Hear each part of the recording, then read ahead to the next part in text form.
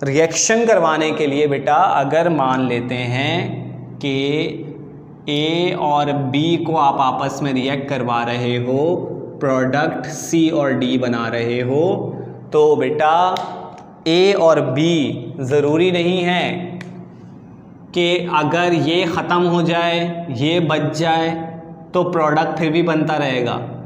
सी और डी बनाने के लिए आपके पास एट अ टाइम ए भी मौजूद होना चाहिए और बी भी मौजूद होना चाहिए। प्रोडक्ट उस वक्त तक बनता रहेगा जब तक दोनों रिएक्टेंट हैं। अगर इनमें से एक भी कंज्यूम हो गया तो प्रोडक्ट बनना रुक जाएगा और आप कहेंगे कि रिएक्शन स्टॉप हो गया। रिएक्शन क्या हो गया? स्टॉप हो गया, रुक गया। क्यों रुकेगा? क्योंकि रिएक्टेंट जो था वो कंज्यूम हो गया। अब मुझे बताइए कि इनमें से जो ये दो रिएक्टेंट्स हैं, कंज्यूम कौन हुआ है पहले? पहले कंज्यूम हुआ है बेटा कार्ब्स। पहले कंज्यूम कौन हो गया भाई? कार्ब्स कंज्यूम हो गए। ठीक है, तो point number 1,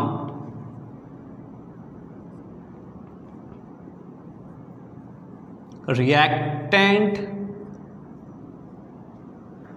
which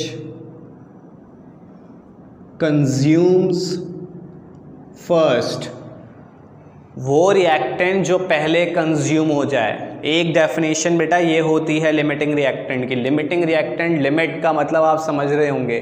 limiting reactant आपके पास क्या होता है? वो रिएक्टेंट जो पहले कंज्यूम हो जाए, वो रिएक्टेंट जो पहले क्या हो जाए?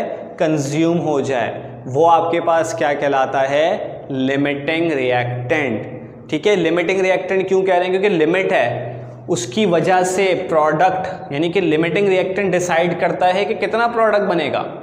लिमिटिंग रिएक्टेंट क्या डिसाइड करता है कि भाई कितना प्रोडक्ट बनेगा, तो इस वजह से उसको लिमिटिंग रिएक्टेंट कहा जाता है। ठीक है, रिएक्टेंट विच कंज्यूम्स फर्स्ट क्या कहलाता है आपके पास? Limiting reactant. डेफिनेशन में भी आप लोगों को लिखवा देता हूं। अब आते हैं बेटा दूसरे पॉइंट की तरफ।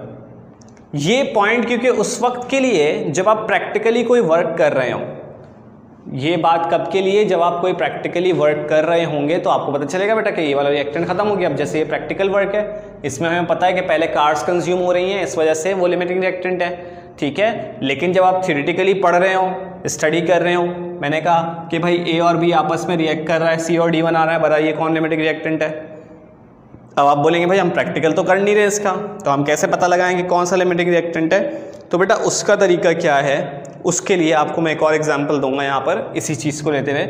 आप इसको भूल जाइए, यहाँ से आप भूल जाइए कि 20 कार्ड्स मौजूद हैं।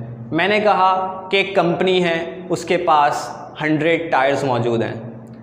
क्या कहा है भाई? एक कंपनी है, उसके पास कितने टायर्स मौजूद हैं? 100 टायर्स मौजूद हैं। तो आपसे अगर मैं पूछूं कि बताइए उससे वो कितनी कार्स की प्रोडक्शन कर सकते हैं? 100 टायर्स से कितनी कार्स की प्रोडक्शन वो कर सकते हैं? तो आपका जवाब क्या होगा बेटा? 100 टायर्स से वो तकरीबन 25 कार्स की प्रोडक्शन कर सकते हैं। कैलकुलेट आप कर सकते हैं बेटा। कैसे? मैंने भी बताया आपको, एक कार में 4 टायर्स लगते हैं। 100 को अगर आप 4 से डिवाइड करेंगे तो 25 आंसर आएगा। 25 आपके पास कार्स बन सकती हैं अगर आपके पास कितने टायर्स मौजूद हों? 100 टायर्स मौजूद हों। ठीक है, अगर हमने जब इसको नहीं देखा था, इसके मुताबिक जब देखा तो बेटा रिएक्टेंट जो सेकंड रिएक्टेंट था उसके मुताबिक प्रोडक्ट कितना बनना चाहिए था?